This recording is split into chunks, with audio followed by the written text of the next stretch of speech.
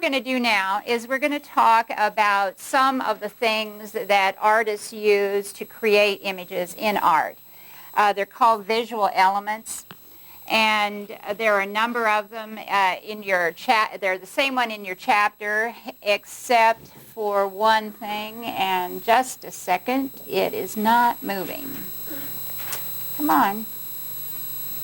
Why is it not moving?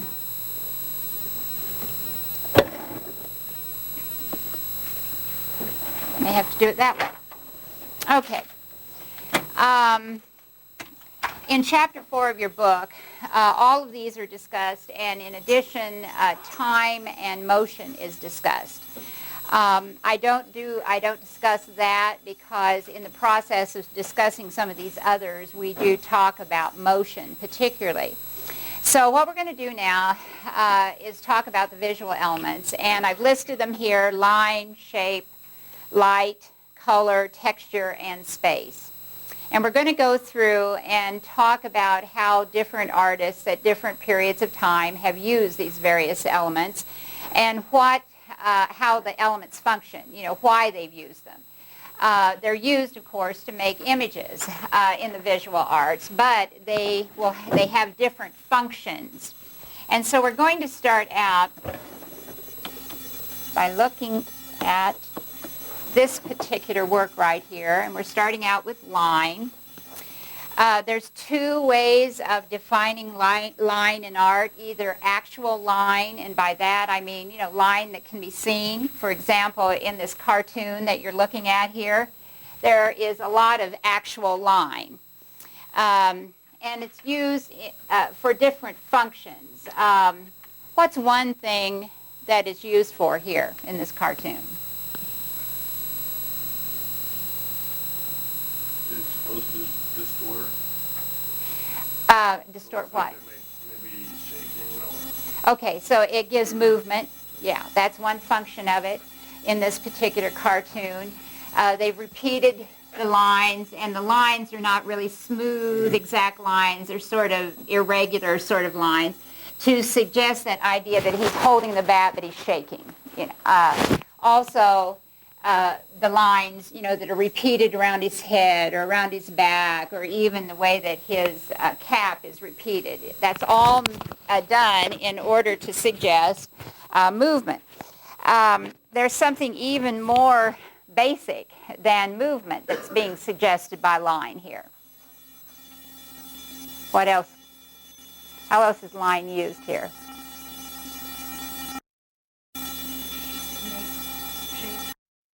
To make shapes. It's, we look at that and we see as being Charlie Brown, the image of Linus. Grass here is suggested by the use of line. This whole work, this whole cartoon that you're looking at here is created mainly by using line, and that's the only thing. Line defines the shapes. Line defines the movement. And along with that movement, line defines something about his emotional state. It suggests that he's shaking, as if he's nervous or as if he's upset. And actually, being said in French up there is what I wrote down here.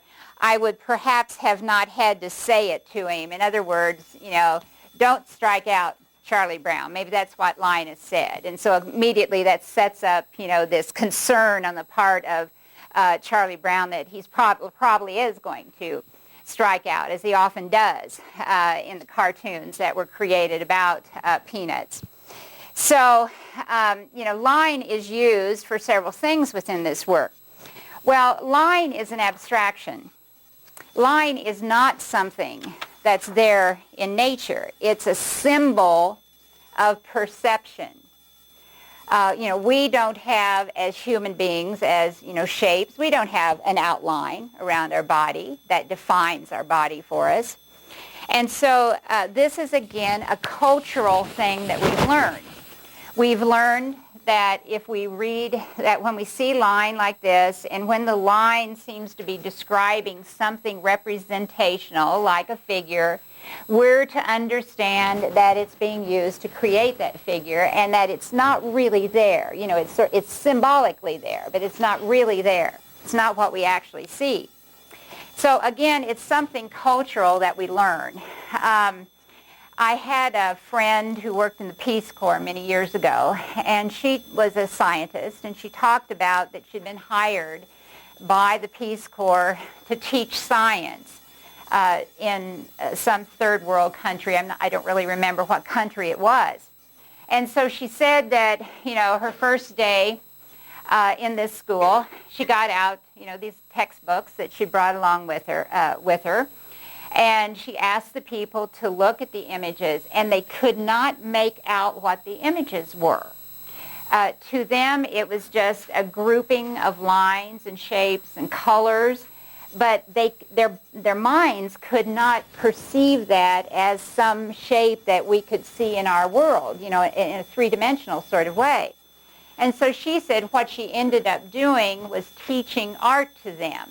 She would bring in objects, and first she taught them how to draw those objects just using lines. And, you know, to set up in their minds that, oh, when I see something with line, it can mean this three-dimensional object. And then she went on, she said, to color and, you know, other things. So, you know, we read this as, you know, representing shapes because we've been taught that from the time we're a little kid. I don't remember it personally, but my mother had this little address book she always carried with her. And when I was very small, she would draw pictures in it for me to keep me entertained if we were somewhere. And I remember seeing it later and seeing those little pictures she had drawn.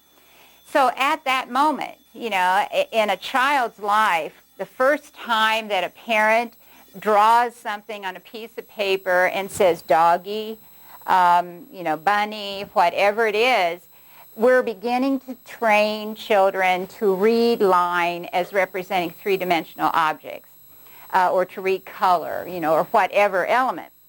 So, you know, line is an abstraction, but it's a very useful thing in art that can be used in order to suggest, you know, these real three-dimensional sorts of objects. And there are two kinds of line that can be used. Actual line, which means we actually see it there. You know, it's there. It's being used to define something. Or we also have implied line, and that means line that actually isn't there, but that we perceive, our brains read it as if there is a line there. Now, that implied line can be a couple of different kinds of line as we see it in this particular work of art. An implied line can be where one color area hits another color area. There's no black line that Raphael has drawn here on the child's body, you know, as a way of defining that child's body. Rather, it's when he, when he puts this color against another color, he juxtaposes it against this other color, it gives us that impression that there is a line there. So that's one kind of implied line. And then another kind of implied line is sort of sight line, what we might call sight line. And you see that in the way that the Virgin Mary turns her eyes towards this child and seems to be looking down at this child. This child seems to be looking up. It's as if they're drawing a line between those eyes, which intersect right here in this child. And of course, this child is Jesus, so he's the most important, you know, focal point in this work. And line, you know, leads us to it. But it's, again, not a line that's there. It's simply everybody's eyes looking in that direction. We do the same thing sometimes, you know, if we're walking down a street or something, and we hear a big commotion. Maybe somebody's saying, look, look, look, and they're pointing. It's as if there's an invisible line that goes from their pointing figure up to whatever they're looking at. And again, we look in that direction. We sort of follow that line of the finger to whatever they're pointing to. So there are two kinds of lines that are used in art. And the reason that they're used in art is to do various kinds of things. It may be, oh, I forgot one other kind of line I wanted to show you before we talk about some of the functions. That is a kind of line that you see here, which is called gestural line. Gestural line is a line that doesn't define a shape. It's actually there, but it doesn't define a shape. And so here you're seeing in this self-portrait, this is a woman artist from the early 20th century, Katja Kollwitz. She has used a gestural line that we see here, this heavy black sort of zigzagging line that's going down her arm. Is what we would call a gestural line. It's not there to define what the arm actually looks like. In fact, if anything, it kind of disguises the arm. We kind of lose that contour of the arm because these big black areas cover it up. But what it does, it conveys a sense of motion.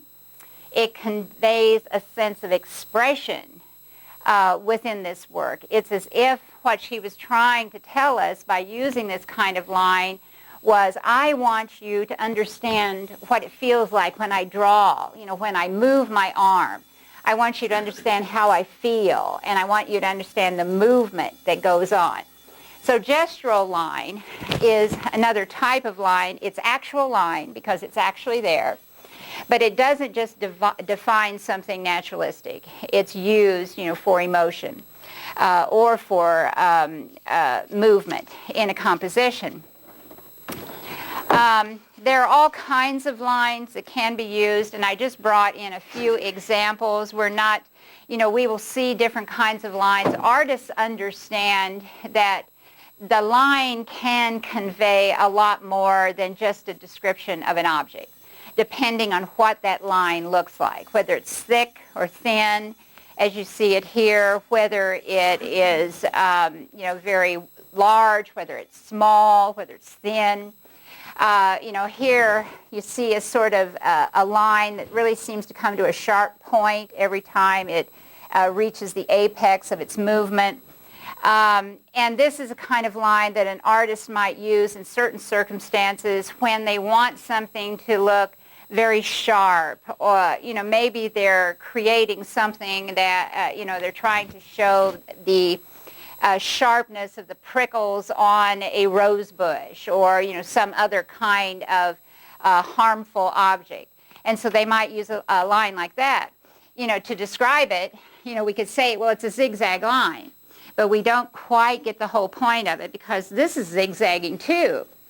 But notice how it's wider, it's thicker, it has rounded ends, it doesn't have such sharp pointed ends as this zigzag up here.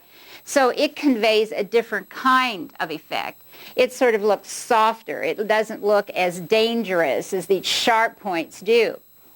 A lot of what we learn and how we experience art is based upon what we've learned in our own lifetimes. If we've encountered different kinds of things, we bring that experience, we bring those remembrances into our looking and our judging of art.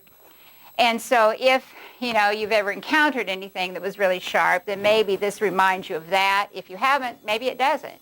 I've had people say this looks like a monitor, monitoring a heartbeat, like an EKG, sort of. It isn't anything like it, but it does have that sort of vague resemblance to that.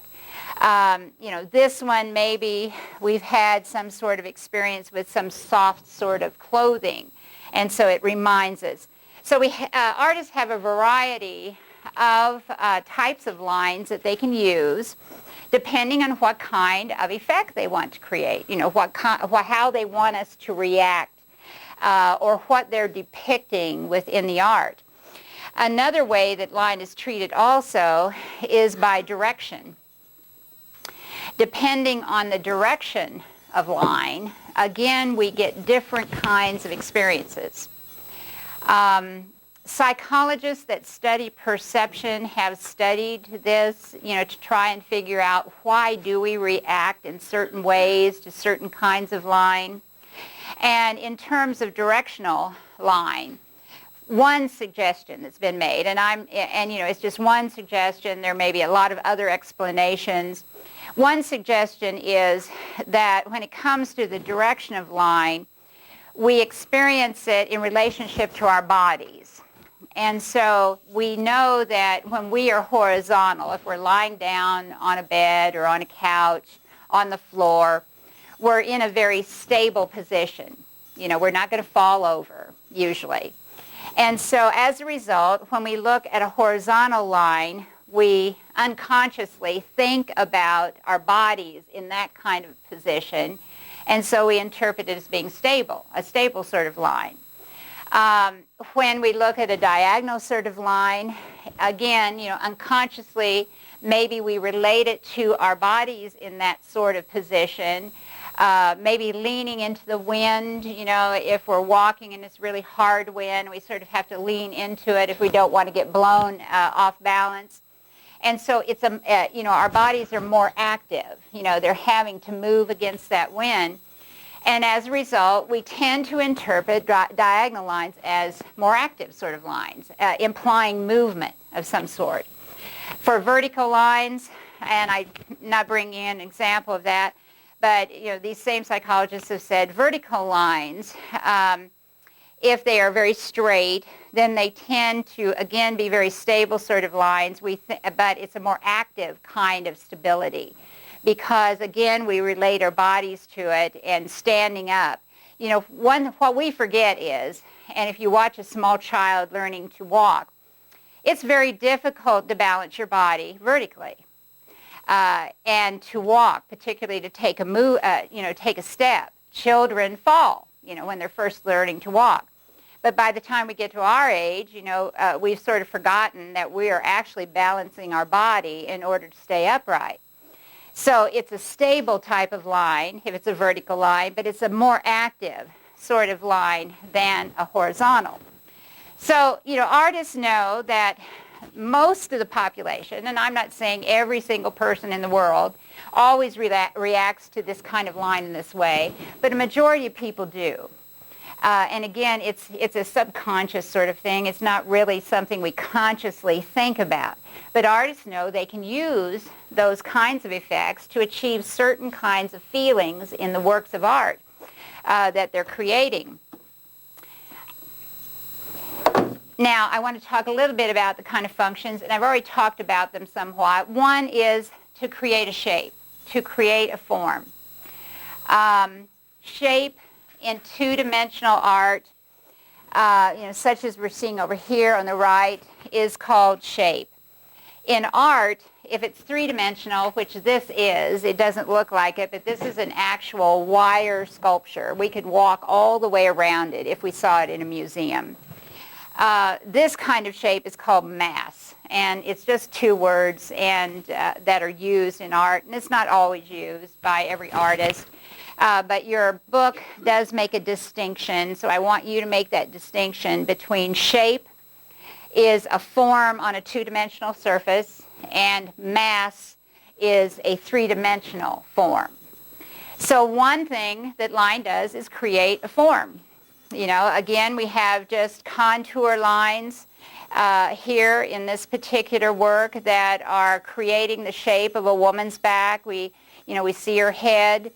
Again, line is doing it all, and that's all that is that implication. We're looking at a human back.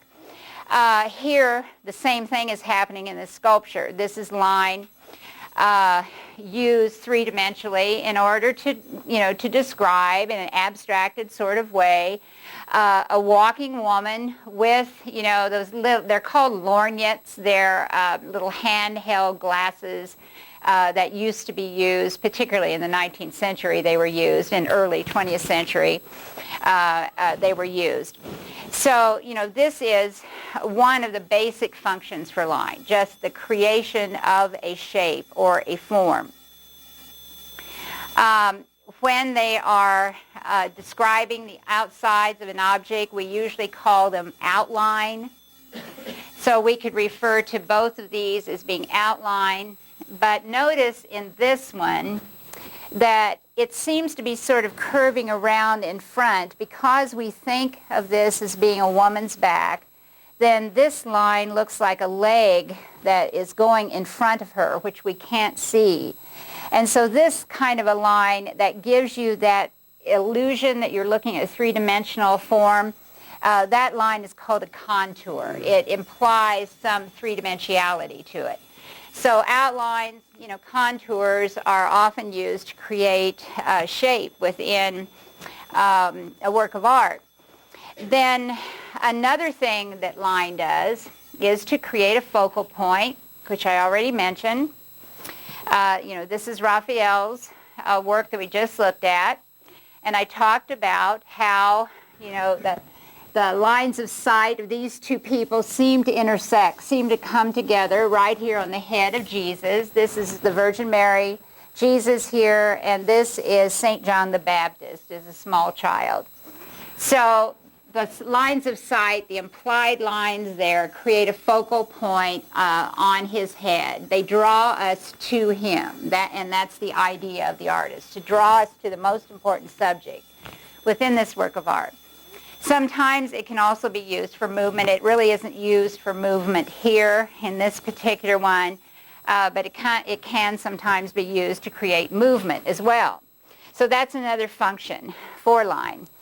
I wanted to show you just one example in sculpture of how a focal point is created.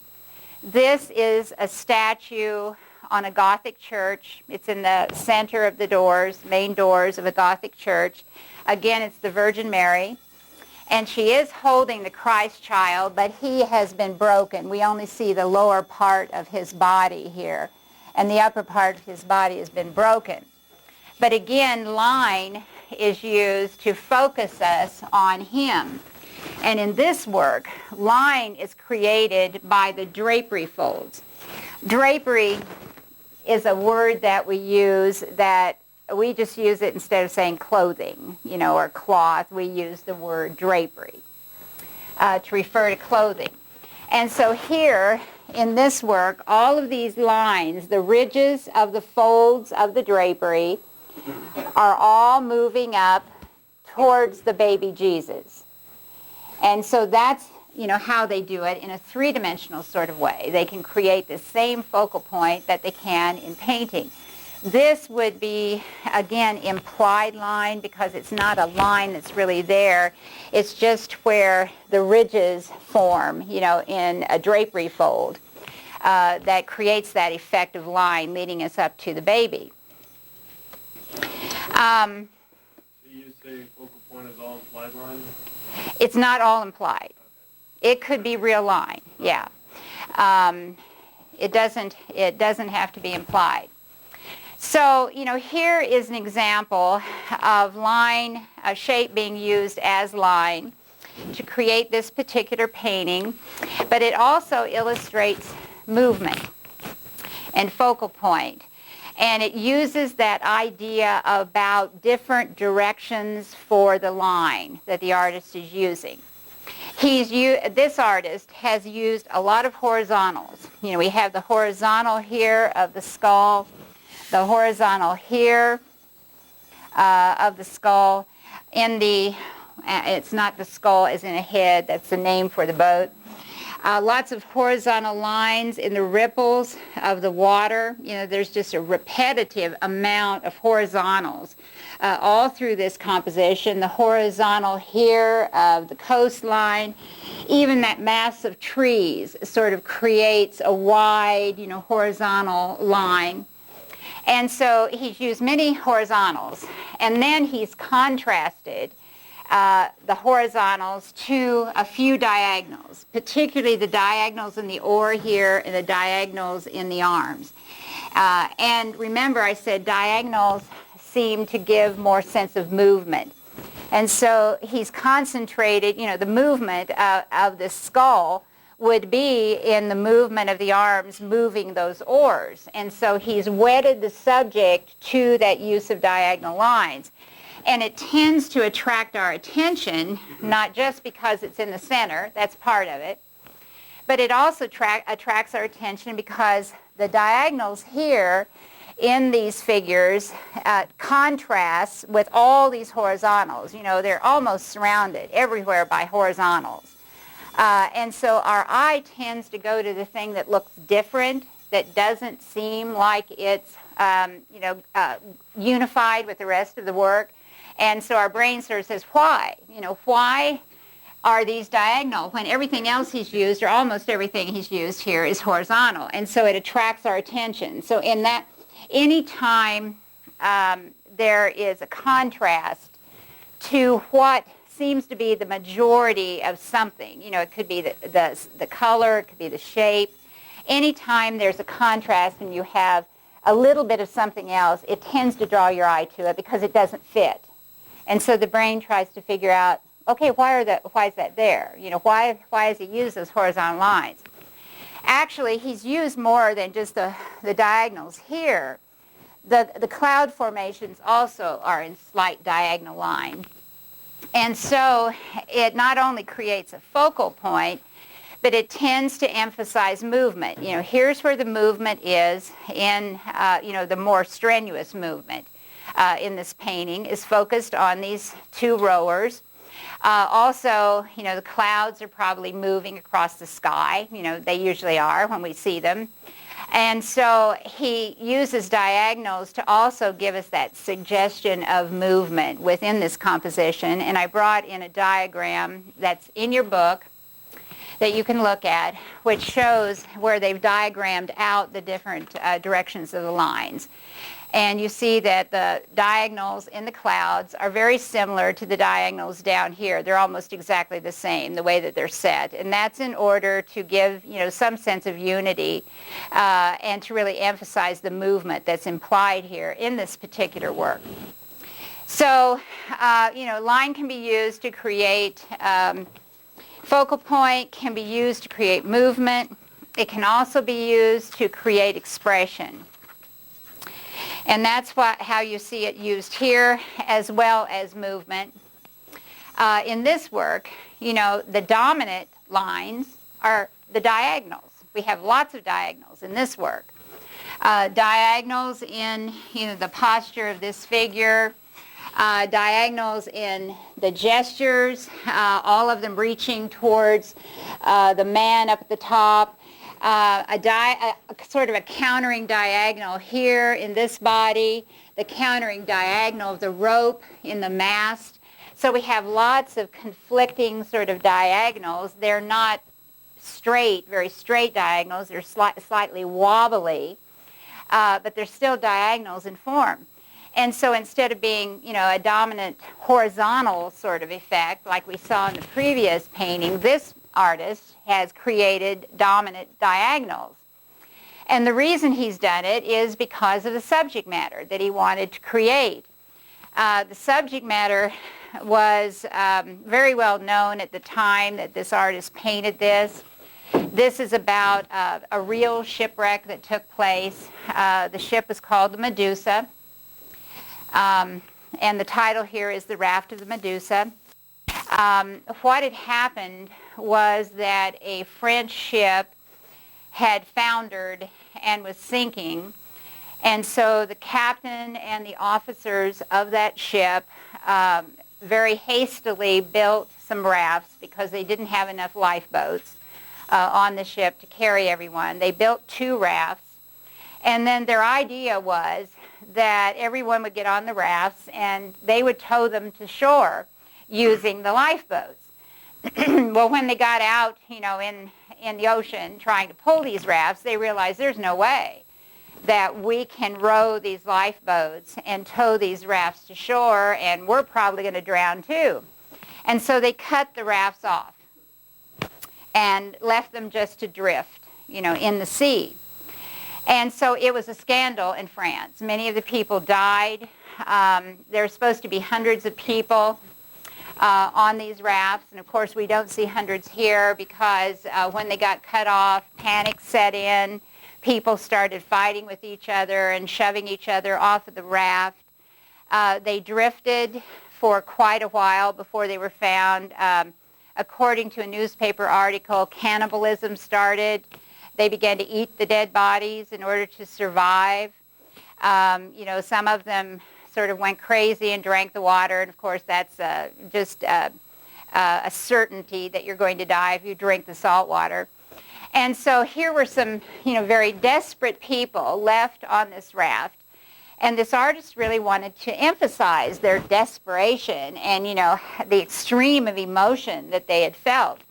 He chose the moment when they see a ship that actually is going to rescue them. And all you see of the ship is this little mast right up here. It's just a little tiny vertical line. You can almost miss it in this painting.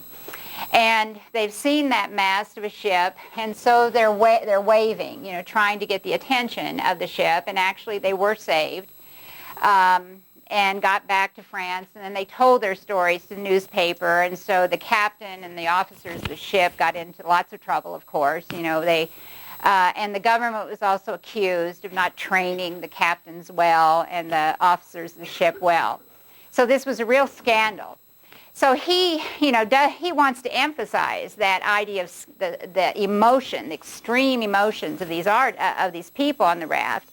He doesn't want it to look like some calm sort of Sunday drifting in the ocean, and make it all horizontal so it would seem rather peaceful and calm and stable. He wants to emphasize, how precarious their life is. And so he fills this composition with diagonals. There's also a diagonals in even the raft. The corner of the raft sort of comes right here towards us.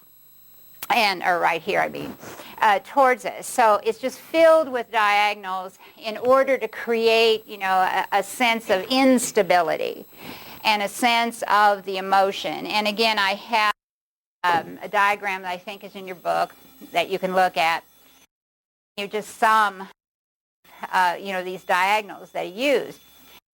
Artists, are aware that using line in certain directions and using different kinds of line, whether it be something very thin or whether it be something thick or whether it's straight or curving, all of these things will be experienced by the viewer, based upon what they know about life, what experiences they've had, and that you can convey, some of the subject of the work through the way you use line. It's not just the subject that you read in terms of, saying, oh, there's some nude figures and this and this. It's heightened because of the way he uses the line in the subjects to create this sense of emotion within the work. So line can create movement, emotion, shape, focal point. It can also be used to emphasize three-dimensionality. Three-dimensionality is height, width, and depth. And we use three-dimensional to refer to sculptures, such as we're seeing here, and also architecture is a three-dimensional art. Line can be used in those as well to just emphasize the three dimension. And here you see a good example of that. These figures came from the Parthenon in Athens, Greece. They're in the British Museum now. The Greeks want them back. There's a big debate, about who really should have these figures. The artist that created this, knew that he was making three-dimensional forms, that he would put onto this building. But he knew that people were going to see these figures from very far away. They were going to be very high up. And so he wanted to somehow emphasize their three-dimensionality more so that people would really understand that they were three-dimensional figures. And he knew he could use line in the folds of the drapery once again. And so, as you see here, starting with, this figure right here, the drapery folds sort of wrap around the thigh, and they're curving around the thigh, and then they dip between the legs, and then they, once again go up and they wrap around that thigh. And so it gives an emphasis to the thighs in this figure. It also, just emphasizes their roundness, or in other words, their three-dimensionality. We see that again over here, where he's used line in the drapery to wrap around the thigh of this leg and the leg, the lower leg here. So all of these lines that are created by these drapery folds are used to emphasize that what they're covering is something round and something three-dimensional. And so line can be used in that way as well. Okay. Even when artists create two-dimensional art, and by two-dimensional art we mean something on a flat surface like a drawing or a painting. A two-dimensional art only has height and width. It has no thickness. It has no depth. Even when an artist is creating a two-dimensional image, he can still use line to give you that illusion that you're looking at a three-dimensional object. Here on the right, you're looking at a head of a satyr that Michelangelo created. And you should get the slight feeling, that there is some three-dimensionality in the nose here, and the cheekbone here, the chin.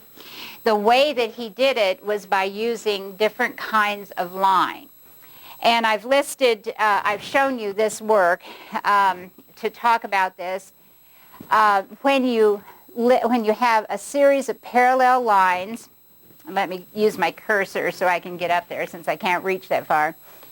Parallel lines like you see here, we call this hatching. H-A-T-C-H-I-N-G. H-A-T-C-H-I-N-G. Hatching. When you have a series of parallel or almost parallel lines that are close together.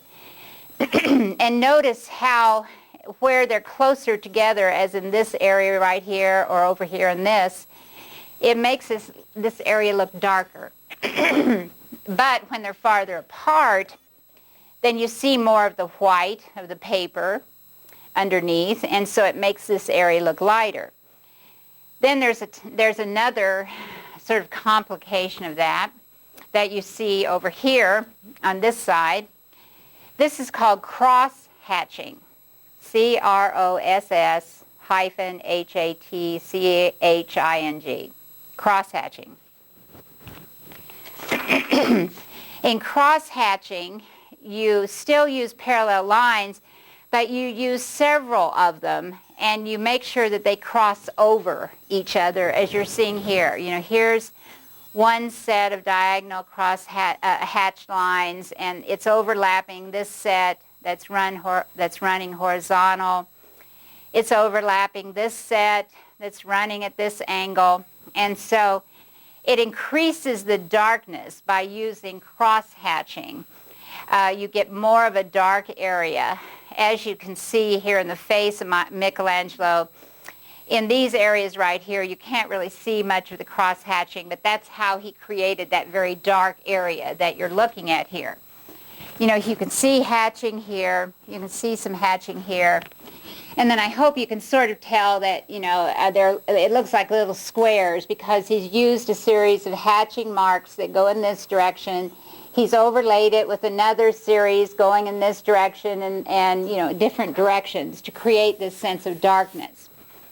But it's just line. It's just that line is repeated and overlapped onto other line that gives you that effect of modeling, as it's called, M-O-D-E-L-I-N-G.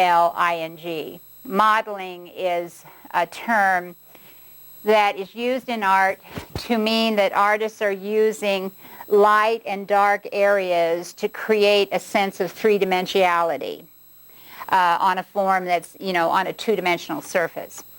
Another way of doing that also, and I'm just going to mention it, it doesn't really have anything to do with line, but I'll mention it right here, is what's called stippling. And with stippling, you just use dots. And if the dots are very close together, as you see here, then it makes it look darker. And if they're farther apart in other places, it makes it look lighter. So this is another way that you can create that sense of shade and light in a work. So another thing that line can do is create that illusion that there's three-dimensional form even when it's on a two-dimensional sort of surface. Okay. Then another thing that line can do is create pattern and texture. Pattern and texture go together, and I'm going to show you, a little farther down here in this lecture some other examples of it.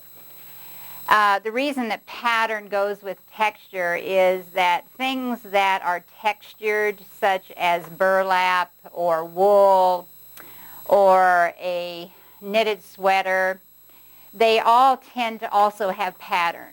And so pattern is always associated with texture. Line can be used to create those effects as well. And I brought in as an example a painting by Vincent van Gogh called The Olive Orchard. And he used actual brush strokes in order to create the effect of different kinds of texture. If you look up here in the olive trees, the brush strokes are kind of curved.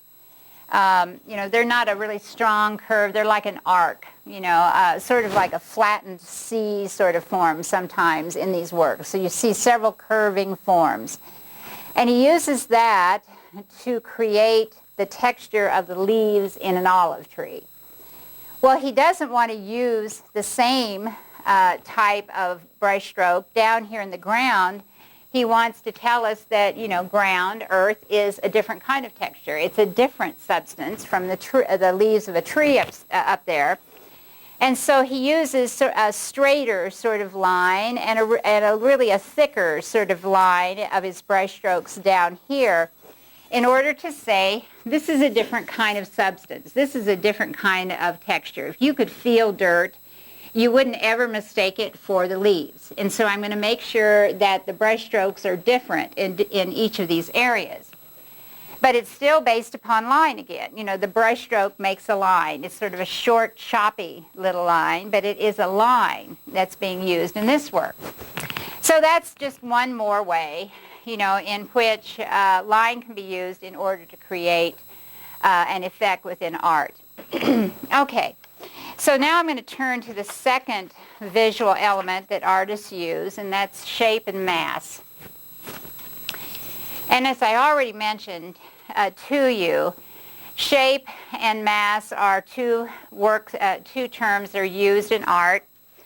When we use shape, we mean the creation of some shape, some object on a two-dimensional surface in drawing or in painting. If we use the word mass, then we're referring to shapes that are in three-dimensional art, such as the sculpture that you're seeing over here on the right. This is a term that artists use, but we don't talk about the mass of the car. If we're talking about the particular shape of the car that we like maybe, we say shape. We don't say the mass of the car. This is just a term that's used in art in order to make it clear to people which we're talking about, whether we're talking about three-dimensional form or whether we're talking about two-dimensional form. Now, again, for shape and mass, there are lots of different types of shape and mass, and we've already talked about some of them, and I'm not going to repeat them.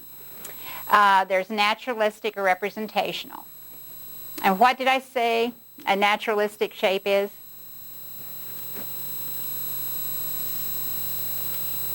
You had it on your last test. Wasn't that where they use shapes to make an entire thing? Well, it's where it really looks like something we could see in our world.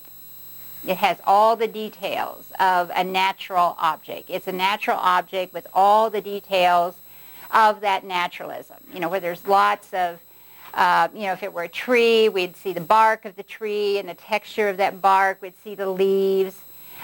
So a naturalistic or representational object is, something we could see in our world and with all the detail of that object in our world.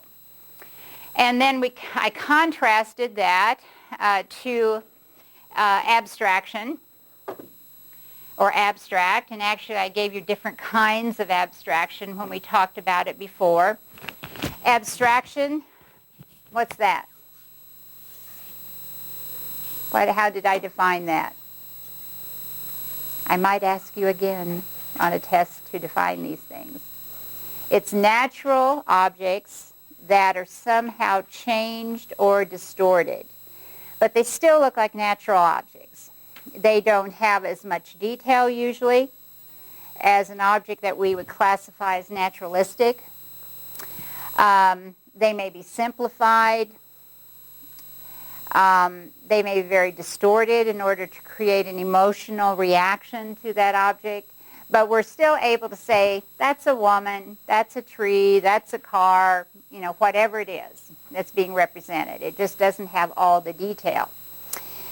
And then finally, the last term that I defined for you is non-objective or non-representational.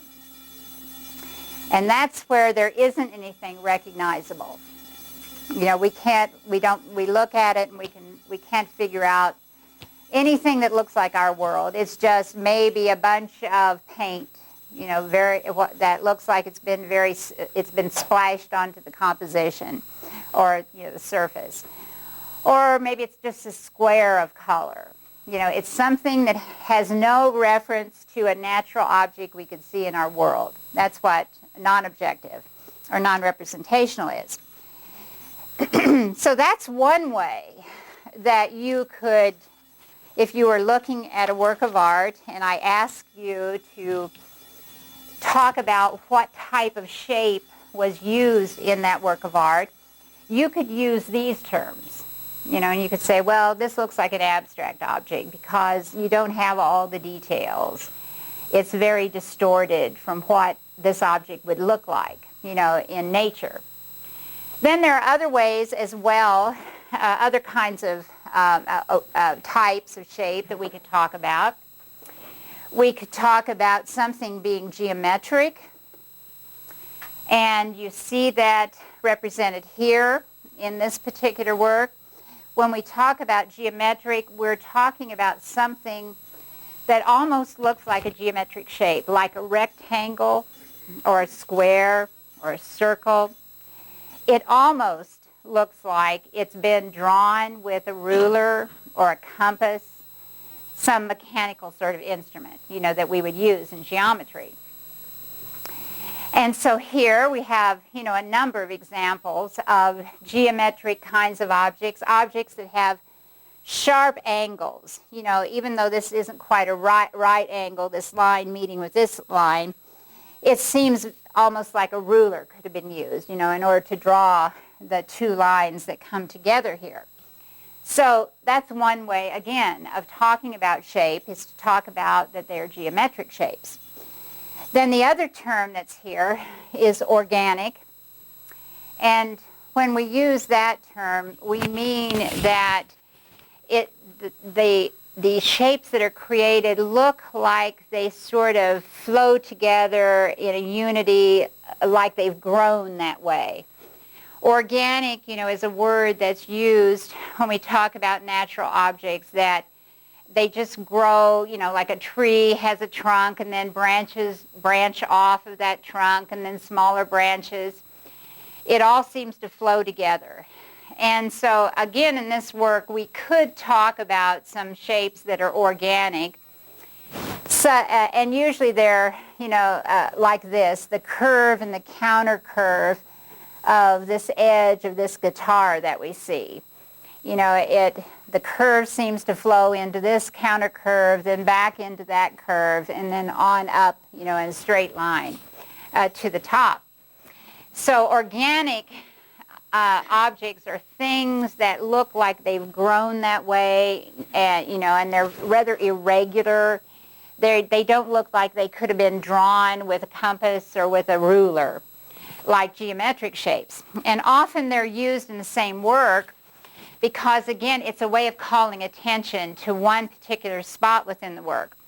Here, in this particular work, since most of the things seem to be right angles or straight lines, they look very geometric, then again, your brain tends to look at the thing that's different and to try and evaluate, okay, why is it different? Why doesn't it fit with all these other shapes?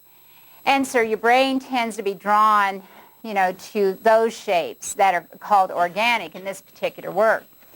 There's also something else that's working here we'll talk about a little bit later, because differences of light and dark also tend to draw your eye into certain places in this composition. Now,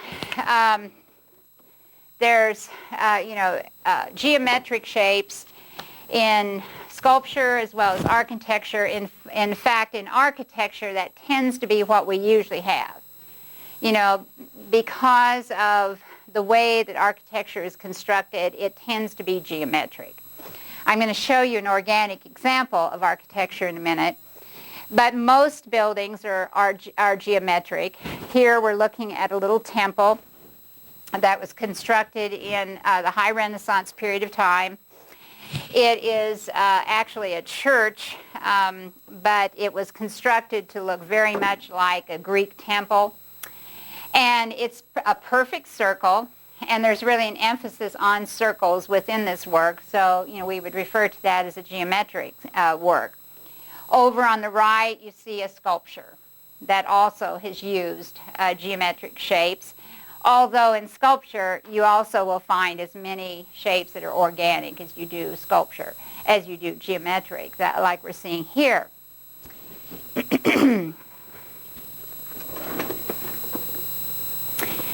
Here in sculpture are just two examples of organic sorts of shapes. And, an easy way to figure out whether you're looking at a geometric or organic shape is that usually when an artist is representing a human figure, he will usually represent an organic shape. Not always. But in both of these instances, you have you don't have a repetition of sharp right angles or perfect circles in the creation of either one of these. And it's more irregular. Here, the line is just sort of an irregular line that defines the legs and the feet, and then the line goes up here and defines the breasts. So that's what we would mean, why we would call this an organic shape, or that over there, an organic shape. Now, I said that I would show you one example in architecture. Even though architecture is usually geometric, there was an artist at the beginning of the 20th century named Gaudi, Antoni Gaudi, and he was very interested in a style that was current at that time called Art Nouveau, and I've spelled that for you right down here. And Art Nouveau took natural forms such as vines and leaves and flowers, and much of their art was based upon those natural forms. And he wanted to do that also in architecture. And so he created this building that you see here. The Casa Mila is the name of it. It's an apartment building that you're looking at there in Barcelona, Spain. And if we could be here and walk through it and see all the parts of it, we would see that there is nothing in this building that really looks regular and geometric. Even the rooms of the apartments that he built in this are all very irregular. They do have some reference to geometric sorts of shapes, but mostly, they're very irregular sorts of shapes. And on the outside, you definitely see, this influence of organic forms, because these aren't flat walls. Architecture tends to have rather flat walls. And these undulate. It's almost as if they just sort of grew this way. And he heightens that by the way that he treats these balcony areas here. He puts vines and floral sorts of forms. So you can have organic objects, organic forms in architecture. But most architects would probably say, this is inefficient, this is not cost effective. You're losing a lot of space, just to this style that you're creating. And of course, when you're building architecture, you're spending lots of money. And so usually the people that are providing the money, want the most for their money. They want the most space, for their money. So they don't want, all of this experimentation with space that Gaudi created in this particular building. Okay. Now, this isn't working either. Okay. There's one other kind of shape that I want to mention, and you see it represented here in these two examples. It's called biomorphic. And what biomorphic means, it means it's an organic form, but it's one that you can't really define easily. You can't look at it and say this looks like a tree, or this looks like a vine, or it looks like a leaf. It seems to have its own life. It doesn't even seem to react in the way that natural forms ought to react. And you see two examples here of that kind of a form. We could still say it's organic. But then we'd have to go farther and say, it's so strange what is happening, how these organic shapes are being used, that I can't really decide what they're about, what they're defining. And you see that here with this painting, for example. I've often asked students to tell me what they think is represented here. And if you look at the upper left of this painting, we see one little sort of figure that looks like maybe we could explain what it is. I've had people say that this looks like a dog, with his little wagging tail right here. Very simplified. We would say this is abstracted if we were going to say it's a dog. But I've had other people say, no, it looks like a fetus. I've had other people say, well, it doesn't really look like anything. So in other words, because it vaguely looks like something you could describe, that's in your world, and yet you can't really get a hand on it. You can't really decide, well, do I think it's this or do I think it's that? It's very ambiguous. Then that's why we call it a biomorphic form. It looks like it ought to belong to nature, but gee, I can't decide what it is in nature. Also, it may be abstracted. I always look at this little image right up here, where we seem to have, two legs coming down and maybe a neck, and then we have, something that looks vaguely like horns, like bull horns in the middle of the back. And to me, this looks like a very abstracted sort of bull that he's made here. But of course, then my mind says, yeah, but the horns don't belong on the back of a bull, and we don't have any head on the bull. So how, it's like I'm saying, how can I define it in that way? Maybe it's, something else. You're just not sure. The same thing can happen in sculpture, and this is a sculpture that you're looking at here on the left. And in the past, when I've asked students, to define what they think this is, again, I've gotten a variety of answers. One person said it's a duck who's bending down and seems to be pecking on the ground, as if they're picking something up. So apparently they see this as being the head of the duck, and this is the bill of the duck right here. I've had somebody else say that it looks like the bone of a dinosaur, or like the hip bone of a person. And I think when they say something like that, they're mainly looking at this particular part, because that, this part really doesn't go with that idea either. So in other words, once more, we think, we're seeing something we ought to be able to recognize, and we ought to be able to define and say, this is this. but yet we're not sure about it. It's a little bit ambiguous, so we can't be sure about it. So again, that's why we call it a biomorphic sort of form. Okay. There's also another kind of shape or mass that we could talk about that is, when we say shape or when we say mass, we generally think of that shape or that mass as having a solid substance.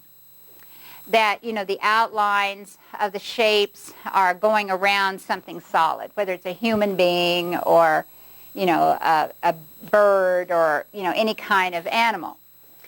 Well, voids or the empty spaces can also be a shape. And so here we see two examples of that. Often when we're talking about something that doesn't have substance, we refer to it as being a negative area or a negative shape. Another word that we use is void. And so here, starting with this, we have, the plaza. This is in front of St. Peter's Basilica. And it looks very much like a circle. When you can see it, sort of flat, it looks more like an oval here, but it actually has more of a circular form. And that circular form is defined, by this solid piece of architecture on both sides that's curving around it. But there's nothing, the circle is really nothing. It's empty space. It's a void. It's only the solid parts around it that make us say this is a circle. The same thing happens with the sculpture. The inside, or that opening, we could say is a circle. But it's actually a negative area. It's opened. It allows us to go inside of it. And actually this artist put these lines of, sometimes they're string. In this particular instance, they are metal. She put all of those lines to pull us into the center because she's trying to tell us that's the most important part of it.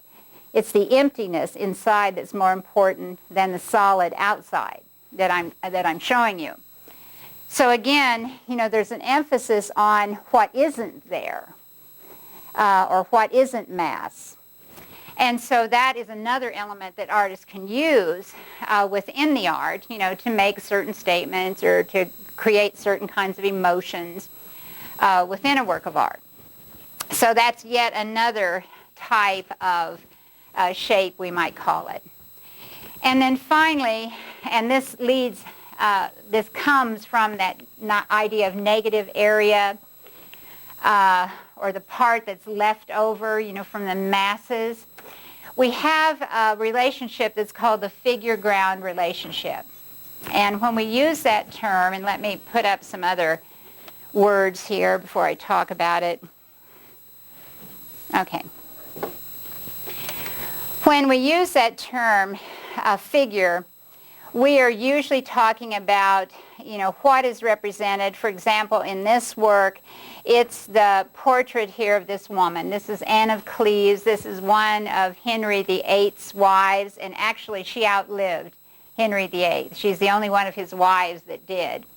She was from Germany, and when Henry VIII started marrying so many times, he would send Hans Holbein to wherever there was a person he wanted to marry. Hans Holbein would make a portrait of that person and bring it back to England, and so Henry could look at her, and then Henry would say, yeah, I'll marry her, I'll take her. So that's what happened. Henry decided he'd marry Anne of Cleves. Well, she was German. Once she got to England and they married, Henry hated her. Everybody hated her. Everybody in the court made fun of her. And so finally he divorced her, and she went home to Germany and managed to outlive him. All the rest of his wives either were beheaded or they died. And so Anne's the only one that outlived him. Well, the main object of importance in this work is her portrait, Hans Holbein, showing what she looks like. But when artists paint, they also consider the negative areas, or the things that are left over from the positive areas or figures, which you see here in her portrait. So in other words, when Hans Holbein was painting this, he was also very careful to consider what the background was going to look like. She is in what we call the foreground. She seems to be in the front of this composition. And then everything else that's left over that seems to be behind her, we call the background. And we also refer to it as the negative area. And an artist, in creating a painting, or a sculpture for that matter, is very concerned about what the shapes are going to be behind the work of art. They don't want the shapes in the background to look more interesting than the foreground shapes, because if they look more interesting, then everybody's going to look at them and not look at what the main subject matter is. And so he was very careful, to make sure that what was back here in the back was not going to distract, from what he represents here. But at the same time, he wants it to be unified with the positive figure. And so what he's done here is see this kind of hat form that she's created with the little, tails that come out on this side. Now look at the black part underneath. The black part makes a similar kind of shape to the tails on each side. It's created by the edge of the tail, her neck, and her shoulder here. But he knew very well that was the kind of shape that you got, and he knew that by repeating that kind of shape that you already see here in the positive part of this work, it's going to remind you of the positive part. It's going to look unified. It's going to look like it belongs, like everything belongs. So that's what we refer to as figure-ground relationship. In the past, up until the 20th century, the positive forms were always what the artist wanted you to concentrate on. They were never, things. Would you turn that off, please? It was always a positive that was more important. In the 20th century, when artists began to try to break the rules in every way that they could, this was one of the rules they tried to break. That idea that you've got to be able to concentrate on the positive part of the composition, and that everything in the back is less important and isn't supposed to call attention. And so here's a good example of how Pablo Picasso tries to break that rule. What he does is he shatters the form. We can hardly make out that this is really a portrait, just like Hans Holbein's was a portrait. This is a portrait of a man who was his art dealer, who handled a lot of his work. But we can hardly see it. When you look at Cubist work like this, you really have to look for something recognizable.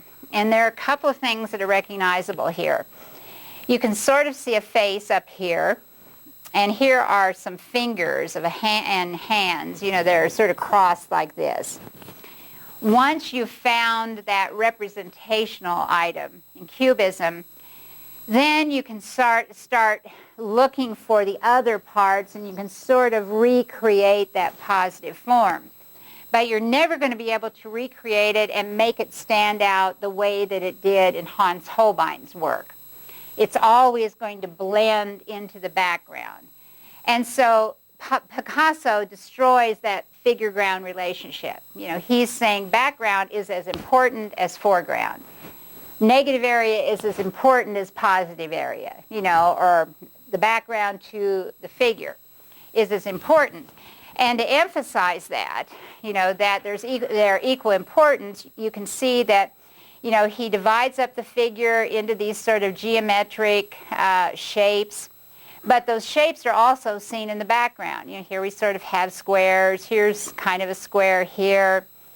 The lines, that he defines in the background, they also seem to intrude into the positive area.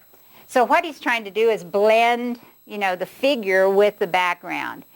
And it was just his way of saying that old figure-ground relationship isn't important anymore. I'm creating a new kind of art. I'm creating a new way of looking at a portrait and looking at people.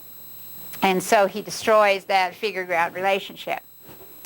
Now, I brought in some examples to look at, to ask you a few questions, just to sort of review at this point. And when we finish reviewing here, then we'll leave for the day. What kind of line, if I were to ask you on a test to describe what kind of line is there, what could you say? Think about how I define line. Is there anything that's actual line that's there? Yes. Where? There's plenty of outline. Okay, outline. Anything else? Is there implied line? Yes.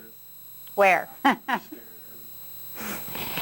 it. Yeah, the way that, this figure is sort of looking up at Jesus, it implies a line of sight. But it's not there. We don't see an actual line, so it's an implied line. The way that Jesus' head is turned, to our left as we're looking at it, and the way it sort of hangs slightly, it sort of directs us down to where his mother is. So we sort of create a triangular kind of shape. Again, this figure seems to be looking in. This figure seems to be looking up also. So we have actual line as well as implied line in this work. What kind of shapes? If I asked you to discuss the shapes, what would you say? And remember, there are lots of different ways to talk about them. What did you say? Naturalistic. Yeah, naturalistic. Lots of detail being given. What else? Organic. Yeah, if they're naturalistic, they're going to be organic. So you could talk about organic as being, the dominant forms. Somebody could also say, well, but the cross looks geometric, yes, because it's made out of wood and it's a cross.